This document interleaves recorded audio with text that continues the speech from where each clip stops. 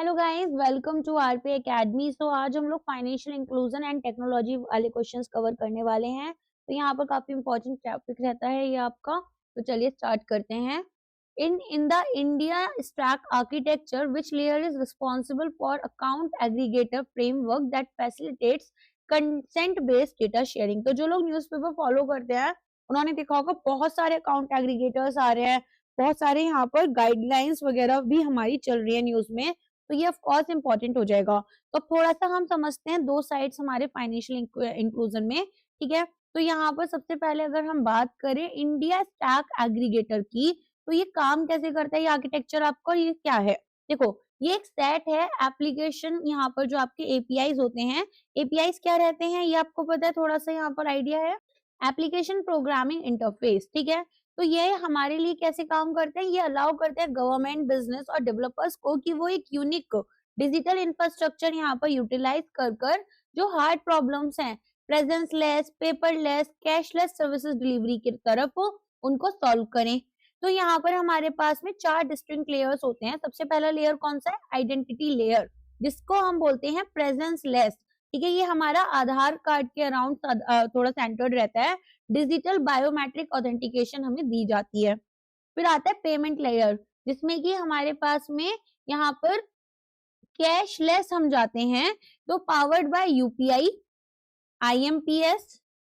इसके अलावा आपका आधार अनेबल्ड पेमेंट सिस्टम, ताकि अलाउ करें इंटरऑपरेबल रियल टाइम पेमेंट्स। फिर आता है आपका डेटा लेयर, जिसमें कि पेपरलेस होता है। अब यहाँ पर अकाउंट एग्रीगेटर फ्रेमवर्क आपका रिजाइड करता है। इंट्रोड्यूस करते हैं कंसेंट बेस्ड आर्किटेक्चर, जहां इंडिविजुअल शेयर करेंगे financial data, bank statements, insurance, tax data securely providers के बीच में, और यहाँ पर एक डिजिटल कंसेंट आर्टिफैक्ट रहेगा। इसके बाद में आपके पास आता है एप्लीकेशन लेयर। यहाँ पर टॉप लेयर होता है जहां प्राइवेट और पब्लिक एंटिटीज बिल्ड करेंगी स्पेसिफिक एप्स, जैसे कि आपके पास में यहाँ पर फोन पे, डिजी लॉकर, लोन ऐप, जहां हम बेसिकली अंडरलाइन लेयर्स को यूज करते हैं। ठीक है, तो अब आप बताओ यहाँ पर क्या आंसर होना चाहिए हमारे पास में। ऑफ कोर्स इसका आंसर हो जाएगा आपका डेटा लेयर या फिर कंसेंट लेयर। ठीक है, जिसमें कि हम कंसेंट बेस्ड डेटा शेयरिंग करेंगे। तो आपके पास ना ये मैच द फॉलोइंग कर भी क्वेश्चन आ सकता है। 4 लेयर्स देकर आपको बोलेंगे कि ऑप्शंस में बताओ कौन सा होगा। तो आइडेंटिटी लेयर आपका फोकस करता है हु यू आर। ठीक है, आधार, ई केवाईसी सब यहाँ पर होती है। हम अपने फाइनेंशियल रिकॉर्ड्स को नहीं शेयर करते। पेमेंट लेयर में हम यहाँ पर मूवमेंट देते हैं मनी की, ना कि movement of data. Application layer हमारा इंटरफेस है यूजर के बीच में और सर्विसेज के बीच में। जैसे अभी आप यहाँ पर मेरी वीडियो देख पा रहे हो ऑन यूट्यूब, है ना। तो ये हमारे पास में एक एप्लीकेशन लेयर होता है, यूजर इंटरफेस के लिए होता है। अब यहाँ पर जो फ्रेमवर्क और गवर्नेंस है डेटा का, वो डेटा या कंसेंट लेयर ही अपना हैंडल करेगा। नेक्स्ट आ जाओ। आरबीआई का फाइनेंशियल इंक्लूजन इंडेक्स कैलकुलेट किया जाता है एनुअली, जिसमें कि स्पेसिफिक वेटेज असाइन किया जाता है क्वालिटी डायमेंशन। तो अब आपको पता है 3 यहाँ पर हमारे पास में जाते हैं। एक होता है एक्सेस, एक होता है यूसेज और एक होता है क्वालिटी। अब हमारे पास एक्सेस में 35% होगा, यूसेज में 45% होगा और क्वालिटी में 20% होगा। तो availability of banks, branches, ATMs, BC outlets and post office. फिर हमारे पास 45% में एक्चुअल यूज होता है सर्विसेज का, सेविंग्स का, क्रेडिट, इंश्योरेंस, डिजिटल पेमेंट्स का। और क्वालिटी में फाइनेंशियल लिटरेसी होती है, कंज्यूमर प्रोटेक्शन होता है, ग्रीवांस रिड्रेसल होते हैं। ठीक है, तो हमारे पास में ऑल्दो ये आंसर क्या करेक्ट होना चाहिए आपका, 20% हमारे पास में होना चाहिए। ठीक है, तो बेसिकली यहाँ पर आपको थोड़ा गलत दे दिया है। तो अब आपको याद रखना है हमारे पास में क्वालिटी को हमने ऑल्दो 20% वेटेज दिया है, लेकिन ये एक इंपॉर्टेंट सेगमेंट रहता है। अच्छा, अब आरबीआई इंट्रोड्यूस करती है फाइनेंशियल इंक्लूजन इंडेक्स इन्होंने 2021 में, ताकि कैप्चर करें extent of financial inclusion across the country.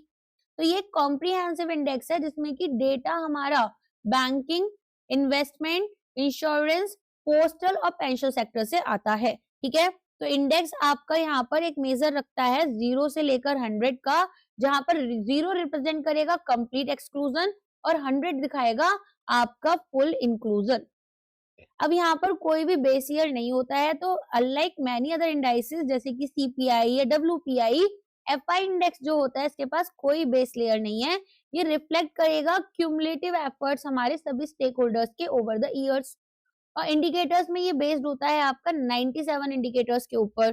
तो फॉर द पीरियड एंडिंग मार्च 2025 अगर हम देखें एफआई इंडेक्स आपका कितना था, 67 था। ठीक है, लेटेस्ट वाला आप देखकर जाना कि कितना आपका रहेगा। नेक्स्ट आ जाओ, रिगार्डिंग यूपीआई 123 पे which technology allows features phone users to make payments by simply tapping their phone against a merchant device via sound waves. This is very easy. तो यहाँ पर हमारे पास में यूपीआई 123 पे जो था या 123 पे लॉन्च किया था बाय आरबीआई एंड एनपीसीआई, ताकि हम जो कन्वीनियंस है यूपीआई का वो इंडिया के 400 मिलियन फीचर फोन यूजर्स के लिए भी लेकर आए जिनके पास हाई स्पीड इंटरनेट या टच स्क्रीन नहीं है। ये जो नंबर्स मैं बोल रही हूँ ये मैंने स्पेशली लिखे हैं so that you can use it in your descriptive as well, so इसको ध्यान से सुनना। तो UPI 123 pay was launched by RBI and NPCI specifically to bring the convenience of UPI to India's 400 million feature phone users who lack high speed internet और touch screen। तो ये 4 distinct technologies पर आपका काम करता है। First of all, proximity sound based communication. इसमें क्या होगा, यहाँ पर हम अल्ट्रासोनिक वेव्स यूज करते हैं to exchange data between two devices. जो फोन टॉक्स होते हैं वो मर्चेंट डिवाइस में किए जाते हैं यूजिंग साउंड और अनेबल करेंगे contactless payments without needing NFC, near field communication. ठीक है, इसकी हमें यहाँ पर जरूरत नहीं पड़ेगी। इसके अलावा यहाँ पर हम क्या करेंगे, या फिर किसी इंटरनेट कनेक्शन की। IVR, interactive voice response. IVR या क्या करता है, यूजर्स यहाँ पर कॉल करेंगे प्री डिफाइंड नंबर को और फॉलो करेंगे voice prompt to initiate a transfer. फिर ऐप बेस्ड फंक्शनैलिटी में प्री इंस्टॉल्ड ऐप होता है फीचर फोन पर जो कि स्मार्टफोन यूपीआई एक्सपीरियंस को मिमिक करेगा। ठीक है। फिर मिस्ड कॉल फैसिलिटी होती है जिसमें कि यूजर एक मिस्ड कॉल देते हैं नंबर पर, रिसीव करते हैं कॉल बैक, एंटर करते हैं यूपीआई पिन ताकि ऑथेंटिकेट करें ट्रांजेक्शन को। ओके, तो हमारे पास में यहाँ पर एनएफसी जो है वो एक टेक्नोलॉजी किसमें यूज होती है, टैप एंड पे में यूज होती है स्मार्टफोन्स और क्रेडिट कार्ड्स के लिए, जबकि जो मोस्ट फीचर फोन्स होते हैं उनमें स्पेसिफिक हार्डवेयर चिप्स जो है वो नहीं होती। अगर बात करें आईवीआर की, ये पार्ट है 123 पे का, लेकिन ये वॉइस प्रॉम्प्ट है ना कि टैपिंग में यूज होगा। ठीक है, ये साउंड वेव बेस्ड है। और इसके अलावा ब्लूटूथ लो एनर्जी या फिर रेडियो फ्रीक्वेंसी आइडेंटिफिकेशन ये अब करेंटली यूटिलाइज नहीं हो रहे रिटेल पेमेंट हैंडशेक में इन यूपीआई 123 पे। ठीक है, तो ट्रांजेक्शन लिमिट 123 पे में कितनी है, 5000 रुपीज पर ट्रांजेक्शन, और डेली क्यूमुलेटिव लिमिट हमारे पास 100,000 दैट इज 1 लाख है। अलाइन करते हैं स्टैंडर्ड यूपीआई लिमिट्स के साथ में to ensure utility for rural and semi urban areas. Next question, the public tax platform for frictionless credit, that is PTPFC, is designed to solve the problem of information asymmetry by aggregating data from which of the following? So land records and GST and satellite data and milk pouring data, PAN and Aadhaar, both A and B, only A and C. देखो, public tax platform for frictionless credit ये develop किया था RBI innovation hub ने, आरबीआईएच आपको पता ही है। और यहाँ पर हमारे पास एक मॉन्यूमेंटल शिफ्ट देखने के लिए मिला, यहाँ पर हमारे पास एक मॉन्यूमेंटल शिफ्ट देखने के लिए मिला। ठीक है, कैसे, क्रेडिट जो है वो हम डिलीवर कर रहे हैं रूरल और अंडर सर्व्ड सेक्टर्स में। इसका ये फाइनेंशियल इंक्लूजन ना डिस्क्रिप्टिव में आता है, दैट्स व्हाई मैं इतना बोल रही हूँ। थोड़ा ध्यान से सुनते हुए अगर लिख पाते हो तो लिख लेना। ठीक है, तो यहाँ पर कैसे क्रेडिट डिलीवर किया जा रहा है रूरल और अंडर सर्व्ड सेक्टर्स में, इसका प्राइमरी गोल है फ्रिक्शनलेस क्रेडिट प्रोवाइड करना। इसका यहाँ पर रोल क्या है, फ्रिक्शनलेस क्रेडिट प्रोवाइड करना। क्रिएट करते हैं एक ओपन आर्किटेक्चर जो कि अलाउ करेगा वेरियस डेटा प्रोवाइडर्स को कि वो लैंडर्स के साथ में लिंकअप कर पाए। तो यहाँ पर जो प्लेटफॉर्म है वो एग्रीगेट करता है wide variety of data points, assess करेंगे credit worthiness without manual paper work. अब यहाँ पर हमारे पास में सबसे पहले ये बोल रहे हैं लैंड रिकॉर्ड्स और जीएसटीएन, ठीक है। तो ये हमारे पास में क्या कर रहे हैं, कनेक्ट करेगा स्टेट लैंड रिकॉर्ड्स की तरफ में, ताकि कोलैटरल को हम वेरीफाई करें केसीसी लोन्स में, और जीएसटीएन यहाँ पर बिजनेस टर्नओवर एमएसएमईज का। फिर ये बोल रहे हैं satellite data and milk pouring data. तो सैटेलाइट डेटा यहाँ पर आपका मॉनिटर करता है क्रॉप हेल्थ और फार्म की बाउंड्रीज को। Milk pouring data dairy cooperatives, ताकि स्टडी इनकम डेयरी फार्मर्स की कैसी है वो पता चल पाए।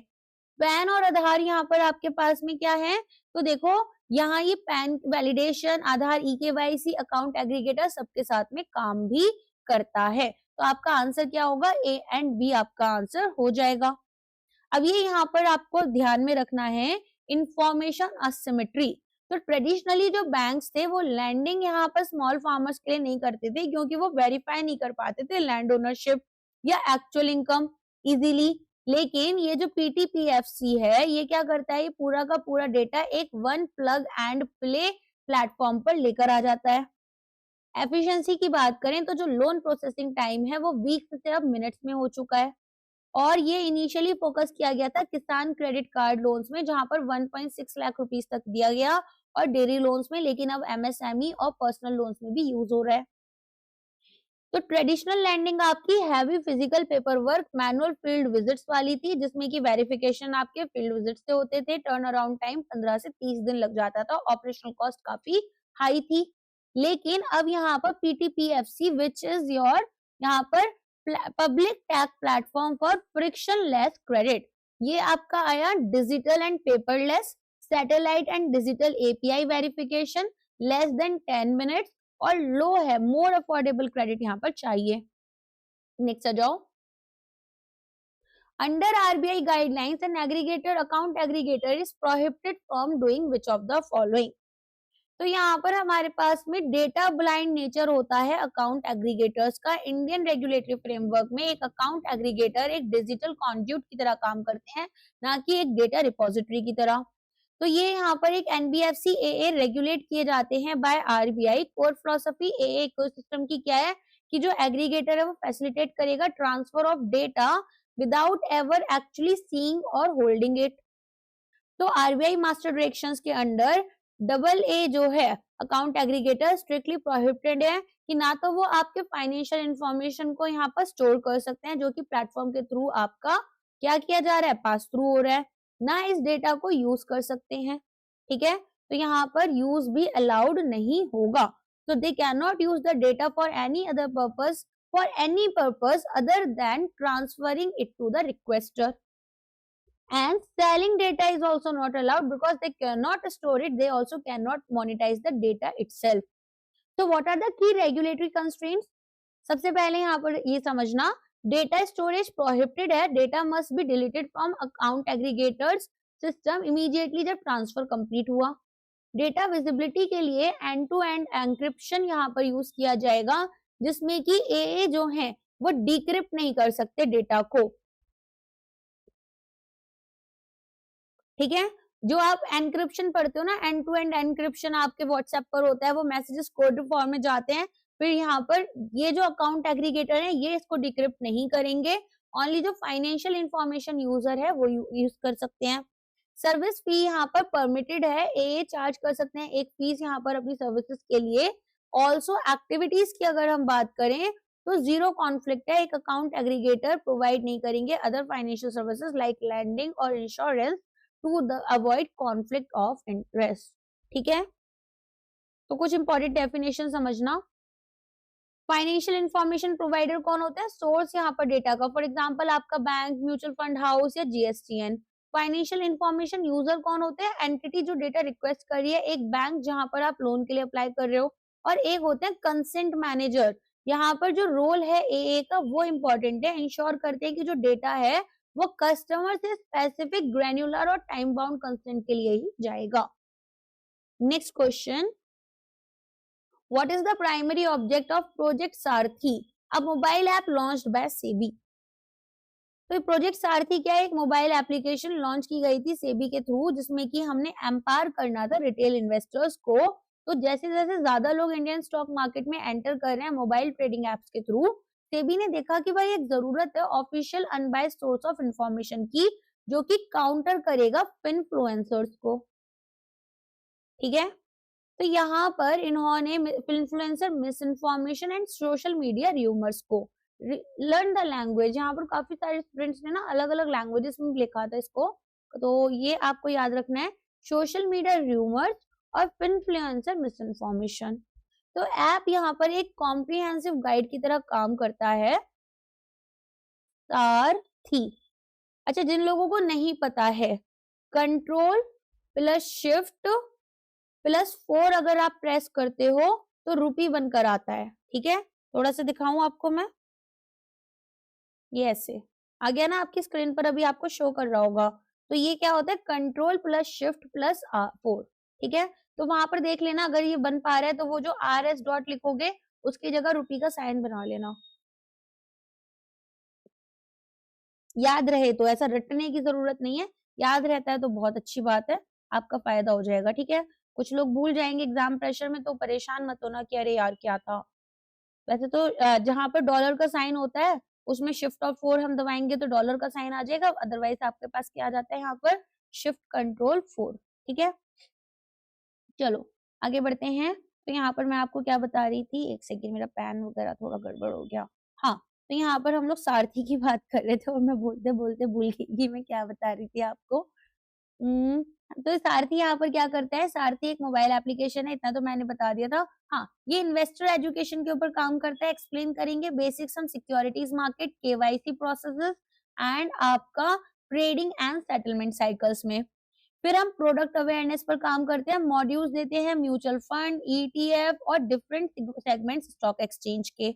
इसके अलावा इन्वेस्टर प्रोटेक्शन में एजुकेट करते हैं यूजर्स को on how to use the scores. ठीक है, SEBI complaints redress system portal, जिसमें हम यहाँ पर ऑनलाइन डिस्प्यूट रेजोल्यूशन प्लेटफॉर्म भी यूज करते हैं। और फाइनेंशियल प्लानिंग में वर्जन 2.0 जिसको लॉन्च किया गया था 2024 में, ये ऐड करते हैं कैलकुलेटर SIPs के लिए। इसके अलावा इन्फ्लेशन और गोल बेस्ड प्लानिंग। ठीक है, तो हमारे पास में सारथी 2.0 आया है, जो कि मल्टीलिंगुअल सपोर्ट देता है, फाइनेंशियल कैलकुलेटर देता है, वीडियो कंटेंट यहाँ पर इंस्ट्रक्शनल वीडियोस देता है on how to navigate the securities market safely, और रियल टाइम अपडेट्स देता है, unbiased alerts on market development and regulatory changes. ठीक है, तो सारथी अलग है और सारथी अलग है, कंफ्यूज मत होना। ठीक है, सेबी का सारथी है, ONDC का सारथी है। ये यहाँ पर क्या करते हैं, रेफरेंस ऐप है बिजनेस के लिए, ताकि मल्टीलिंगुअल बायर एप्स क्रिएट करें। मिनिस्ट्री ऑफ रूरल डेवलपमेंट सारथी यहाँ पर आपका क्या करता है, टैक्स सोल्यूशन है डे NRLM के लिए। ठीक है, और यहाँ पर परिवहन का सारथी क्या करता है, पोर्टल है driving licence and vehicle registration के लिए। So many सारथीज are there these days. JAM Trinity, which component serves as the financial address where government subsidies are credited via direct benefit transfer. तो हमारे पास जैम ट्रिनिटी, जन धन, आधार, mobile. ठीक है, ये हमारे पास है, जिसमें कि जो बैंक अकाउंट है वो डेस्टिनेशन है, आधार नंबर एक्ट करेगा एज द फाइनेंशियल एड्रेस या फिर ब्रिज करेगा टू एंश्योर कि जो मनी है वो करेक्ट पर्सन के पास पहुंचे, और ये हम आधार पेमेंट ब्रिज सिस्टम के थ्रू लगाते हैं। तो जो कंपोनेंट्स हैं जैम ट्रिनिटी के, वो आपके कैसे हैं, जनधन अकाउंट, रिपोजिटरी यहाँ पर या फिजिकल वॉल्ट जहां पर मनी को हमने स्टोर किया। फिर आधार आइडेंटिटी एड्रेस, यहाँ पर आइडेंटिफायर एंड फाइनेंशियल एड्रेस है, जहां पर हमारे पास में APB के अंडर आधार नंबर मैप किया जाता है स्पेसिफिक बैंक अकाउंट के साथ में, NPCI के मैपर में। गवर्नमेंट यहाँ पर know your bank account number की बेसिकली इनको जरूरत नहीं है। ठीक है, what they will do, they will only need your Aadhaar number to route the funds. और मोबाइल चैनल यहाँ पर यूज करा जाता है, ताकि कम्युनिकेशन टूल की तरह यूजर को real time update, SMS alert दिए जाते हैं, मोबाइल बेस्ड ऑथेंटिकेशन ट्रांजेक्शन होते हैं। तो ये जो आधार है, ये फाइनेंशियल एड्रेस क्यों कहलाया जाता है, Aadhaar seeding, when you seed your Aadhaar with your bank account, when you seed your Aadhaar with your bank account, तो यहाँ पर you are essentially telling NPCI that any money send to your Aadhaar address should be delivered to this specific bank account. अगर यहाँ पर आप change करते हो अपने बैंक को, तो आप सिंपली अपडेट करते हो आधार मैपिंग को, आपका फाइनेंशियल एड्रेस, आधार नंबर जो है वो सेम रहता है, तो गवर्नमेंट को अपडेट नहीं करने पड़ते अपने रिकॉर्ड्स, ठीक है। इसके अलावा deduplication, it ensures one person one benefit, eliminate करेगा गोस्ट बेनिफिशियरीज, फेक आइडेंटिटीज या डुप्लीकेट अकाउंट्स को। ओके, समझ में आ गया। नेक्स्ट क्वेश्चन है आधार अनेबल्ड, आंसर तो पता चल जाता है ना आप लोगों को कि क्या होगा, मतलब वैसे तो मैं इतना मानती हूँ कि पता चल ही जाता होगा, आधार नंबर ही चाहिए हमें। चलो, Aadhaar enabled payment system allows a user to perform basic banking transaction at a business correspondent point. Which of the following is not required for an AEPS transaction? तो आधार enabled payment system क्या है? एक bank lead model है जो कि design किया जाता है ताकि प्रमोट करें फाइनेंशियल इंक्लूजन, अलाउ करेंगे inter operable transaction at a point of sale, ठीक है। माइक्रो एटीएम की तरह काम करेगा ये थ्रू अ बिजनेस करस्पॉन्डेंट। अब ब्यूटी यहाँ पर एईपीएस की किसमें लाई करती है? इसकी सिंप्लिसिटी यूजर्स के लिए who may not be tech savvy, ठीक है, और have access to a smartphone.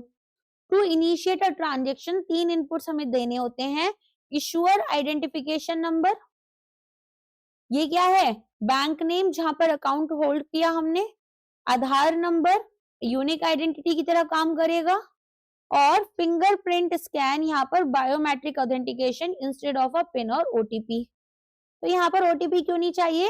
Biometric versus possession based होता है, तो एईपीएस आपका यूज करता है यहाँ पर biometric factor what you are rather than possession यहाँ पर what you have like a phone for OTP और knowledge based factors what you know like a pen. Accessibility में हम यहाँ पर सिंस एईपीएस जो है वो टारगेट किया जाता है रूरल एरियाज में जहां मोबाइल कनेक्टिविटी स्पॉटी है, ठीक है, उतना सबके पास मोबाइल हो ऐसा जरूरी नहीं है। यूजर्स यहाँ पर शेयर्ड फैमिली फोन्स यूज कर सकते हैं। एक ओटीपी हमें सिग्निफिकेंट बैरियर की तरह कॉज कर सकता है, इसीलिए कुछ अवेलेबल सर्विसेज अंडर एईपीएस क्या क्या है? कैश विड्रॉ कर सकते हो, डिपॉजिट कर सकते हो, बैलेंस इंक्वायरी, मिनी स्टेटमेंट, और आधार टू आधार फंड ट्रांसफर, आधार पे जिसे हम बोलते हैं। तो ये जो बायोमेट्रिक क्लोनिंग फ्रॉड्स हो रहे हैं, आरबीआई और एनपीसीआई ने 2 फैक्टर ऑथेंटिकेशन यहाँ पर बिजनेस करस्पॉन्डेंट्स के लिए भी निकाला है एंड लाइवनेस डिटेक्शन भी, ठीक है। चेकिंग के जो फिंगरप्रिंट है वो रियल ह्यूमन फिंगर से है ना, ताकि एईपीएस ज्यादा सिक्योर रहे। NSFI, National Strategy for Financial Inclusion, aims to provide a formal financial service point within a distance for every village. तो यहाँ पर अब आपको बताना है क्या आंसर होगा। तो आरबीआई ने यहाँ पर NSFI जो है ये निकाली थी 2019-24 में, जिसमें कि प्राइमरी विजन था फाइनेंशियल सर्विसेज जो हैं उनको अवेलेबल, एक्सेसिबल, अफोर्डेबल बनाना है सभी सिटीजन्स के लिए। तो यहाँ पर की मेजरेबल टारगेट्स इसमें क्या हो सकते हैं? To ensure that every village in the country has access to a formal financial service provider like a bank branch, business correspondent और India post payment bank point, जिसमें कि एक 5 किलोमीटर का रेडियस के अंदर ये रहेगा, ठीक है। तो की प्लस क्या है एनएसएफआई के? स्ट्रेटेजी बिल्ड की गई है सेवरल स्ट्रेटेजिक ऑब्जेक्टिव्स, ताकि जो गैप है अनबैंक्ड और फॉर्मल इकोनॉमी में उसको हम ब्रिज करें, खत्म करें। यूनिवर्सल एक्सेस यहाँ पर 5 किलोमीटर का कनेक्टिविटी रूल रखा गया है। बेसिक स्यूट रखा गया है सर्विसेज का, तो जितने भी एडल्ट हैं उनके पास एक्सेस होनी चाहिए basic saving bank deposit account की, क्रेडिट की, इंश्योरेंस की और पेंशन की। डिजिटल इंफ्रास्ट्रक्चर में अब हमें एक लेस कैश सोसाइटी से स्ट्रेंथन करना है UPI, AEPS and Bharat bill payment system. Financial literacy में इंटीग्रेट करेंगे फाइनेंशियल एजुकेशन, स्कूल्स, करिकुला और कम्युनिटी प्रोग्राम्स में। कस्टमर प्रोटेक्शन में स्ट्रेंथनिंग करेंगे ग्रीवांस रिड्रेसल मैकेनिज्म की लाइक द बैंकिंग ओम्बड्समैन, ठीक है। तो यहाँ पर जन धन व्यूअर और आरबीआई रिपोर्ट्स के अकॉर्डिंग नियरली 99.9% विलेजेस इंडिया में अब कवर किए गए हैं इस 5 किलोमीटर मैंडेट के under, largely due to massive expansion of business correspondent network and department of post outlets, post offices जो है आपके, ओके। अब विलेज एनएसएफआई की बात करें तो एक्सेस हमारे पास विद इन 5 किलोमीटर है। ग्राम पंचायत की बात करें हाई स्पीड ब्रॉडबैंड है, और एस्पिरेशनल डिस्ट्रिक्ट जो हैं वो फिजिकल बैंक ब्रांचेस के लिए प्रायोरिटी रखेंगे। How does the central bank digital currency CBDC retail specifically assist in financial inclusion for users without internet connectivity sorry. तो CBDC आर यहाँ पर या डिजिटल रूपी कैसे लिखोगे, ई रूपी, डिजाइन किया गया था to be as close to the physical cash as possible. तो यहाँ पर एक रिवॉल्यूशनरी फीचर है फॉर फाइनेंशियल इंक्लूजन, लॉन्च किया गया था officially in pilot expansion phases 2025 और 2026 के बीच में। ठीक है, तो यहाँ पर अनलाइक यूपीआई जो कि ट्रेडिशनली रिक्वायर्ड है कि भाई एक एक्टिव इंटरनेट कनेक्शन रखें to communicate with bank servers, CBDC are क्या करता है, ये अलाउ करता है पॉइंट टू पॉइंट ट्रांजेक्शन के लिए। इसका मतलब डिजिटल टोकन्स को हम ट्रांसफर कर रहे हैं डायरेक्टली एक डिवाइस से दूसरे में without needing a real time network signal. तो कैसे ये ऑफलाइन मैकेनिज्म आपकी काम करेगी, डायरेक्ट वॉलेट टू वॉलेट यहाँ पर हम इसको रखेंगे, जो वैल्यू है वो रिजाइड करेगी डिजिटल वॉलेट में on your phone like a physical note in a leather wallet. फिर प्रॉक्सिमिटी टेक्नोलॉजी, यहाँ पर एक नियर फील्ड कम्युनिकेशन रखते हैं, ब्लूटूथ रख सकते हैं, साउंड बेस्ड टेक्नोलॉजी यूज कर सकते हैं टू हैंडशेक और ट्रांसफर द टोकन। फिर सेटलमेंट फाइनलिटी में जैसे कैश होता है, एक बार ट्रांसफर हो गया ट्रांजेक्शन कंसीडर किया जाएगा final even before the device reconnects to the internet. तो जो लेजर सिंक्रोनाइज करता है आरबीआई के सेंट्रल सिस्टम के साथ में जब हमारी डिवाइस को नेटवर्क मिल जाएगा। तो ये गेम चेंजर कैसे बना इंक्लूजन में। कनेक्टिविटी बोला था ना, ये बहुत डिस्क्रिप्टिव में भी काम आएगा आपके। आइडियल है शैडो जोन्स में, ठीक है, hilly areas, deep rural pockets या underground metros where the internet is spotty. Resilience में वर्क्स ड्यूरिंग नेचुरल डिजास्टर्स और network outages when traditional digital banking fails. Lower cost है, रिड्यूस करेगा dependency expensive data plans making it accessible for users with basic feature phones. और privacy की बात करें तो एक डिग्री यहाँ पर एनोनिमिटी की और स्मॉल वैल्यू ट्रांजेक्शंस की है जो कि मिमिक करेंगे प्रिवेसी फिजिकल कैश की। तो 2025-26 में आरबीआई ने इंट्रोड्यूस किया प्रोग्रामेबल सीबीडीसी, अलाउ करते हैं यहाँ पर aligning the government to tag money for specific purpose like fertiliser subsidy that can only be spent on an otherwise dealer. ठीक है, तो इंश्योर कर दें कि मनी जो है वो इंटेंडेड रेसिपिएंट के पास में पहुंचे। Next question, which technological innovation allows fintechs to provide credit scores to new to credit customers using non-traditional data like utility bills and mobile recharges। तो यहाँ पर आंसर बताना है आपको क्या होगा। ऑल्टरनेटिव क्रेडिट स्कोरिंग यहाँ पर आपके पास में आंसर होगा यूजिंग AIML। सो यहाँ पर देखो ये क्या है, एक मेथड है जिसमें कि हम क्रेडिट वर्दीनेस देखते हैं इंडिविजुअल की जो कि एक फॉर्मल क्रेडिट हिस्ट्री अपने पास नहीं रखते, थिन फाइल या फिर यहाँ पर न्यू टू क्रेडिट कस्टमर्स हैं।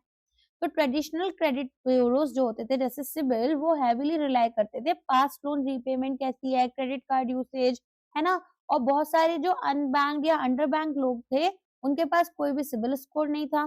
तो फिनटेक यहाँ पर आर्टिफिशियल इंटेलिजेंस और मशीन लर्निंग यूज कर क्या करते हैं, एनालाइज करते हैं नॉन ट्रेडिशनल डेटा पॉइंट्स ताकि प्रेडिक्ट करें likelihood of default.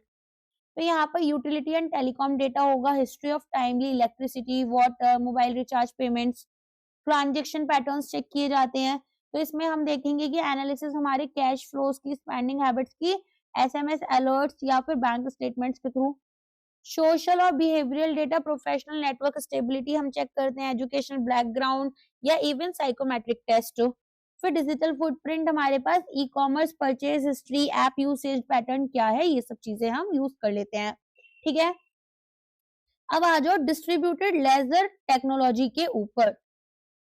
So basically हम डिजिटल लेजर के थ्रू क्या कर रहे हैं, डिस्ट्रीब्यूटेड लेजर टेक्नोलॉजी के थ्रू यहाँ पर हमारे पास में अंडरलाइंग टैग यूज कर ब्लॉकचेन और सीबीडीसी के लिए रिकॉर्ड करेंगे डेटा, ना कि यहाँ पर एक स्कोरिंग मेथोडोलॉजी। और हाई फ्रीक्वेंसी ट्रेडिंग, ये हाई फ्रीक्वेंसी ट्रेडिंग में हम स्टॉक मार्केट्स में यूज कर एग्जीक्यूट करेंगे thousands of orders in fraction of seconds.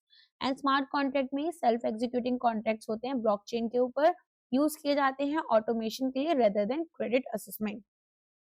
तो आरबीआई एनकरेज कर रही है यूज ऑफ अल्टरनेटिव मेथड्स अपने रेगुलेटरी सैंडबॉक्स में ताकि क्रेडिट फ्लो जो है एमएसएमई की तरफ जाए, रूरल पॉपुलेशन की तरफ जाए। जितना मैं बताती हूँ ना सुन लिया करो, थोड़ा बहुत एग्जाम में अगर कुछ क्वेश्चन आ गया फंसोगे नहीं, ठीक है। अब अगर ऐसा समझ रहे हो कि भाई सारा डेटा अब आपको कॉन्सेप्ट वीडियोस में मिलेगा, तो वो कॉन्सेप्ट तो उतने ही रहते हैं जितने मैंने आपको पढ़ाया, किसी भी कोचिंग से पढ़ोगे ना उतना ही मिलेगा, लेकिन कोई फायदा है नहीं। जितना बता रही हूँ उसके वहीं बैठे बैठे नोट्स बना लिया करो। एमसीक्यू क्लास लाने का यही मतलब था कि करंट अफेयर्स के साथ में एसोसिएट कर कर चीजें समझा सकूं, थोड़ी एक्स्ट्रा बातें बता सकूं और थोड़ा एक्स्ट्रा रिवीजन करवा सकूं, ठीक है। तो उसको थोड़ा सा लेकर चला करो और पेन एंड पेपर बैठकर सब क्वेश्चन किया करो, ये मैंने बहुत बार बोला है, इससे तुम्हारा फायदा हो जाएगा। ओके, चलो। रेगुलेटरी सैंडबॉक्स सेबी के लिए क्यों यूज किया जाता है? तो एक रेगुलेटरी सैंडबॉक्स क्या होता है? एक सेफ स्पेस है जो कि रेगुलेटर्स को यहाँ पर रेगुलेटर्स प्रोवाइड करते हैं, जैसे सेबी, आरबीआई, इडा। तो यहाँ पर अलाउ करते हैं फिनटेक एंटिटीज को कि वो लाइव टेस्ट करें अपने न्यू प्रोडक्ट को, सर्विसेज को, बिजनेस मॉडल्स को। तो सेबी के कंटेक्स्ट में अगर मैं बात करूं, सैंडबॉक्स क्या अलाउ कर रहा है कंपनीज को कि वो अपने सोल्यूशन रिलेटेड सिक्योरिटीज मार्केट से रिलेटेड जो हैं उनको टेस्ट करें, जैसे कि कोई नया ट्रेडिंग प्लेटफॉर्म एल्गो है उनका, ब्लॉकचेन यहाँ पर यूज सेटलमेंट सिस्टम है, एआई ड्रिवन इन्वेस्टमेंट एडवाइजर्स हैं, blockchain based settlement system, AI driven investment adviser और न्यू ट्रेडिंग एल्गोरिथम। तीन अच्छे टर्म्स हैं डिस्क्रिप्टिव में यूज करने के लिए अगर फाइनेंस पर लिखने जाओगे। on a small set of real users without immediately complying with full suite of expensive or rigid regulatory। तो हमारे पास में जो सेबी के रेगुलेटरी सैंडबॉक्स होते हैं, अब क्या होगा, टेम्पररी एग्जामिशन मिल जाता है स्पेसिफिक रूल से, जैसे नेटवर्थ रिक्वायरमेंट या ट्रैक करना है record to help the innovative breed. इसके बाद में यहाँ पर हमारे पास में आप देखेंगे दोनों ही सेबी रजिस्टर्ड एंटिटीज और फिनटेक फर्म जो हैं वो एलिजिबल होती हैं, ठीक है। अगर रजिस्टर्ड नहीं है तो भी एलिजिबल है। टेस्टिंग पीरियड यहाँ पर जो है वो 12 महीने के लिए रहता है, जिसमें कि फर्म या तो कंप्लाई करेगी सभी स्टैंडर्ड रेगुलेशन के साथ में ताकि फुल्ली यहाँ पर लॉन्च हो जाए, या एग्जिट कर लेगी सैंडबॉक्स। और इन्वेस्टर प्रोटेक्शन में आप देखेंगे कि सैंडबॉक्स में ये फर्म्स जो हैं वो सेफगार्ड कर रही हैं ताकि इंश्योर करें कि limited number of customers involve जो हैं वो अनड्यू रिस्क को यहाँ पर फेस ना करें, एक्सपोज ना रहें। तो सैंडबॉक्स यहाँ पर फैसिलिटेट करता है इनोवेशन और मेंटेन करता है मार्केट इंटीग्रिटी। सेबी यहाँ पर नई टेक्नोलॉजीज हमारी बेसिकली मेन स्ट्रीम में जाए उससे पहले चाहते हैं कि भाई आप टेस्ट कर लो। तो सेबी आपका securities market, mutual fund, stock broking, KYC के ऊपर फोकस करेगा इसका सैंडबॉक्स। आरबीआई का digital payment, cross border remittance, MSME lending, और आईएफसीए का fintech solution with the GIFT City, ठीक है। तो टेस्टिंग करेंगे इनोवेटिव प्रोडक्ट्स की लाइव एनवायरनमेंट में, लिमिटेड कस्टमर्स और regulatory relaxation. Account aggregator framework में जो एंटिटी होल्ड करती है कस्टमर का डेटा, जैसे कि यहाँ पर एक बैंक या जीएसटीएन, उसको हम क्या बोलते हैं? तो देखो अकाउंट एग्रीगेटर इकोसिस्टम जो है, पार्टिसिपेंट्स डिफाइन किए जाते हैं, उनका रोल डेटा ट्रांसफर प्रोसेस में। फाइनेंशियल इंफॉर्मेशन प्रोवाइडर, ये क्या है? सोर्स या एंटिटी जो कि होल्ड करेगी आपका data. For example bank, insurance companies, tax authorities.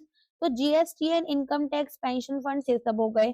Financial information user में ये हमारा कंज्यूमर एंटिटी होता है जो कि रिक्वेस्ट करता है access to your data to provide a service, जैसे कि bank checking your records to approve a loan. फिर अकाउंट एग्रीगेटर, तो डिजिटल मिडिल मैन है जो कि ऑब्टेन करते हैं आपका कंसेंट और सिक्योरली मूव करते हैं data from FIP to FIU. Okay, अब यहाँ पर हमारे पास में आप देखेंगे आंसर क्या होना चाहिए, इसका आंसर होगा फाइनेंशियल इंफॉर्मेशन प्रोवाइडर, एफआईपी, ठीक है। एफआईयू यहाँ पर एंटिटी है जो कि रिसीव या यूज करती है डेटा को। डेटा कस्टोडियन, यहाँ पर स्पेसिफिक रेगुलेटरी टर्म जो कि आरबीआई यूज करती है अपनी एए मास्टर डायरेक्शन में फॉर एफआईयूज। और आपके पास third party application generally use किए जाते हैं, यूपीआई, गूगल पे या फोन पे जैसे हमारे पास है, ठीक है, जो कि यहाँ पर बैंक के बिहाफ पर काम कर रहे हैं और डेटा शेयरिंग फ्रेमवर्क का हिस्सा नहीं है। क्लियर?